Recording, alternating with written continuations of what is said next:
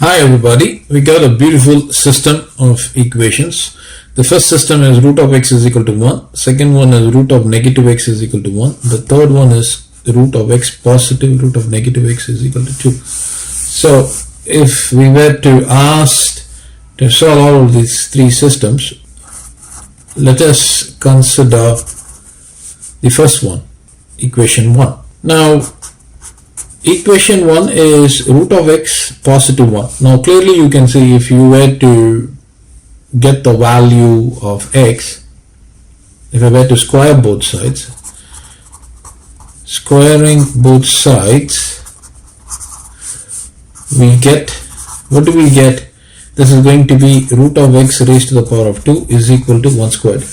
Now square and the square root, they get neutralized, giving me x is equal to 1 squared is going to be 1. So x is equal to 1 is the solution here. Now clearly you can see that x is equal to 1 is a real value. Now let me just consider 2. I have root of negative x is equal to 1.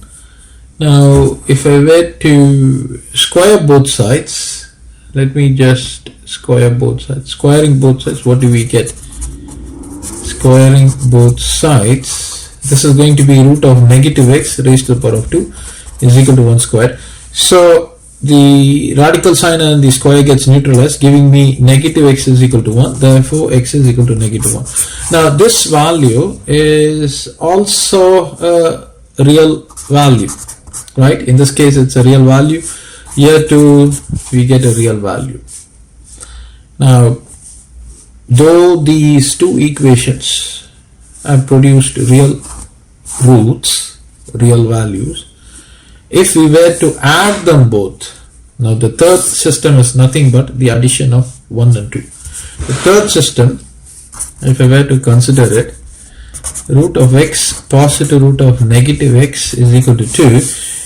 If you were to solve this, we would not get a real root. That would not be possible at all. Now before we could solve this, let me just consider the left hand side. Right hand side is a constant, there isn't anything to worry about it. Left hand side, let me just take f of x is equal to root of x positive root of negative x. Since we got square roots, we would have to study the domain. Now clearly if you were to study the first part, x will hold good for all values greater than or equal to 0. Now if you were to study the second part, x will hold good for, in fact in this case is negative x, so we need to take the negative x. So negative x will hold good for all values greater than or equal to 0. In this case it's positive x greater than or equal to 0. In this case negative x. Why? Because that is what is given here. Now this can be rewritten as x less than or equal to 0. So you got two inequalities, inequality 1 and inequality 2. Now we need to strike a common value for both the inequalities, right? And from this inequality and this inequality, we can clearly see that the only value that is going to be possible for this function is x is equal to 0.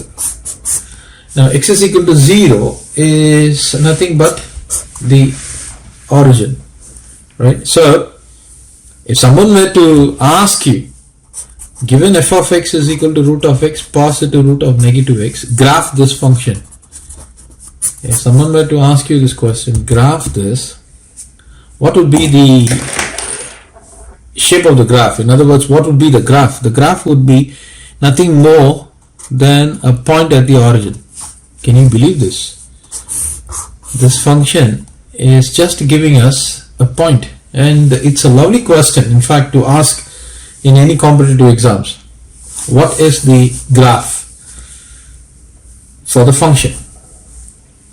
Now you can clearly make many observations, and there is also a philosophical detail involved in this. Now before I could touch the philosophical detail in this particular question, let me just solve this question. So to solve this, I would like to consider the given quantity, root of x positive of root of negative x is equal to 2. Now this can be rewritten as root of x positive negative sign is replaced with, it's actually negative x is going to be negative 1 multiplied by x, which is nothing but I squared, right, times x. So that's exactly what I'm going to use. So let me write it like this: x times I squared is equal to 2.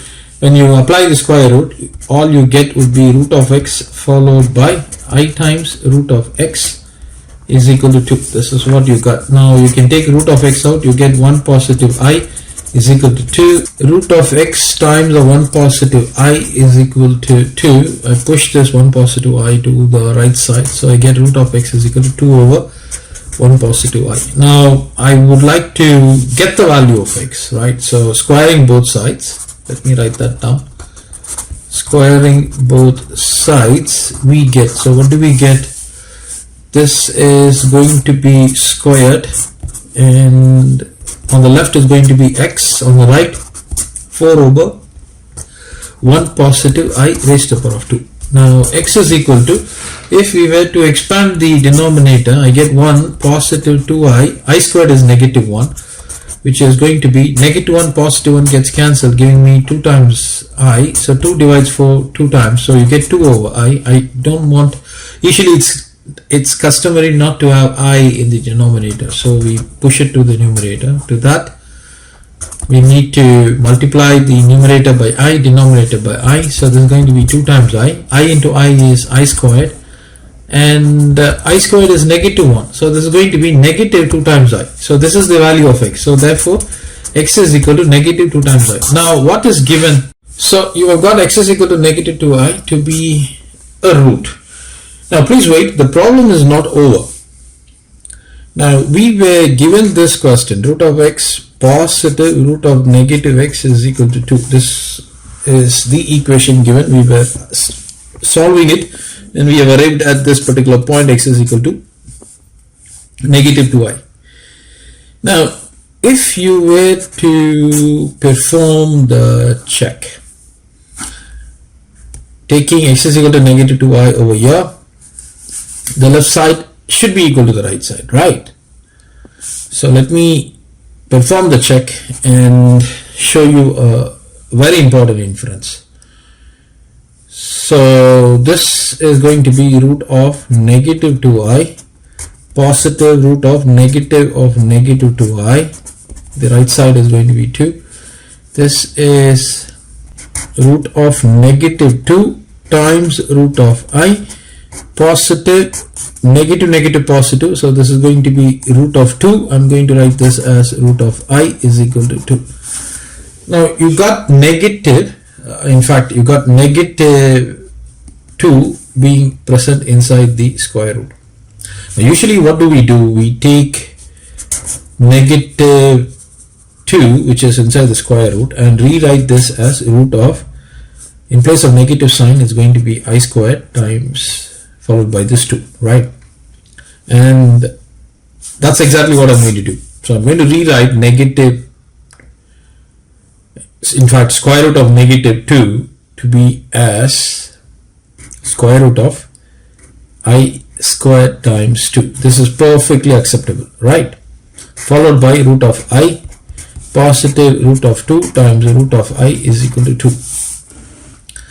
Now what is square root of I squared? That would give you I. What is square root of 2? Simply write that as 2. So it's going to be root 2 followed by root of I, and then you got root 2 and root I is equal to 2. Now clearly I can take root 2 out and root of I out, so that would give me I positive 1 is equal to 2.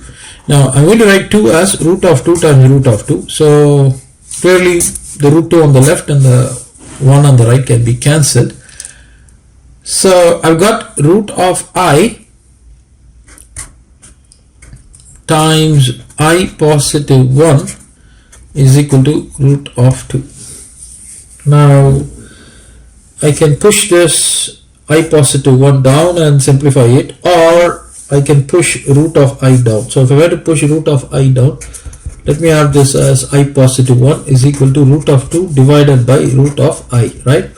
Now I want to get rid of this root of I. So what do? I multiply both sides by root of I and root of I.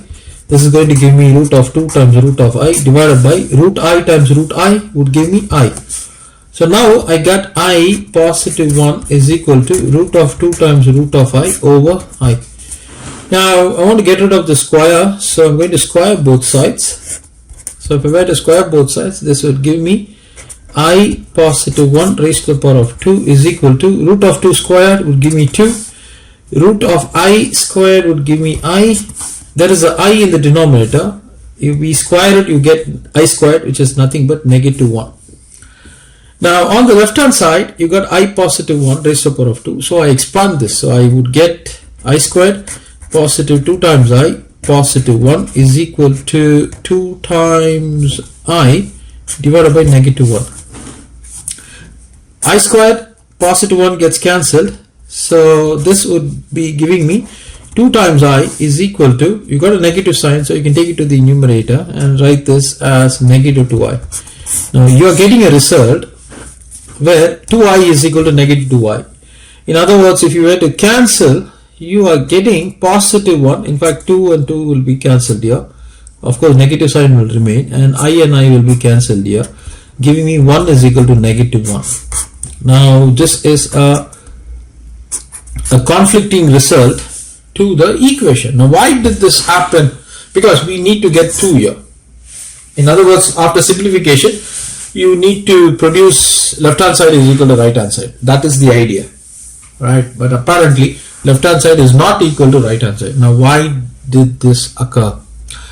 Now there is one particular flaw in this particular substitution. Now what is a flaw? Now we are dealing with complex numbers. Now in complex numbers, when you take a square root of a quantity, you do not have a concept something which is purely real.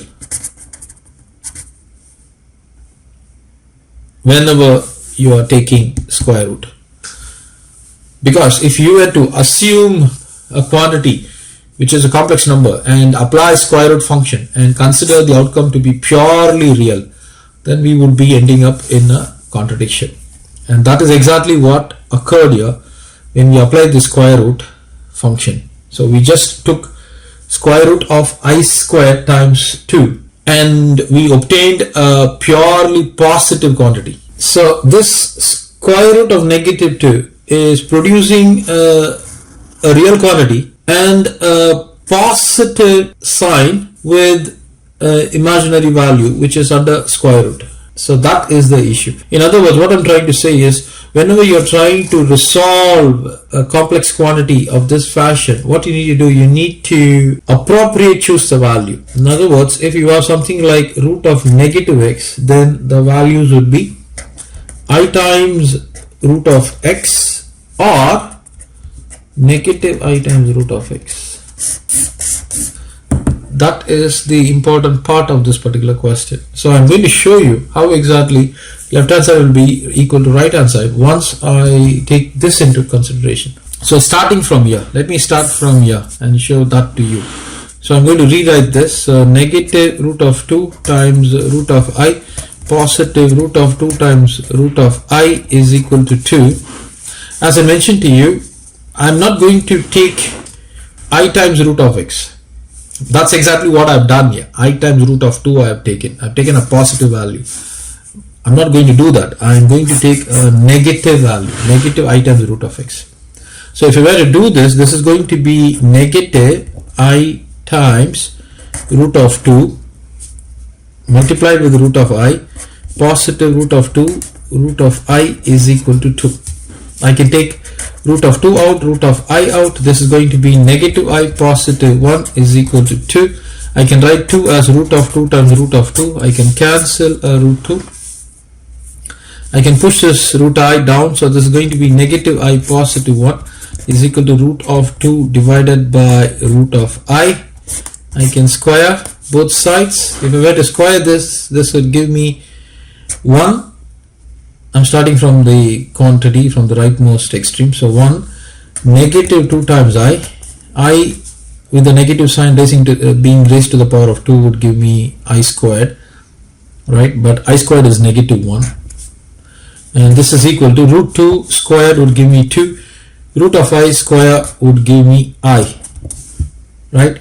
Now plus 1, negative 1 gets cancelled, gets removed. So you get negative 2 times I is equal to 2 over I. I cross multiply. What do I get? I get negative 2 times I squared is equal to 2. But my I squared is negative 1. So negative 2 of negative 1 is equal to 2. Negative, negative, positive, which means 2 is equal to 2. So that is the result. Now one more thing. Now that is for the check. Now we have got this system being given, and I mentioned to you that we have solved and obtained x is equal to negative 2i to be the root. Now clearly if you were to observe this system is actually a symmetric in nature. Because it is symmetric, if I were to replace x by negative x, the equation would not change. So thereby there is also another value for x, and that is x is equal to positive 2i. Right, and that is where our concept of complex numbers comes into play or comes into the picture. So I hope you enjoyed this question. Everybody, thank you. Enjoy your night. Until we meet again.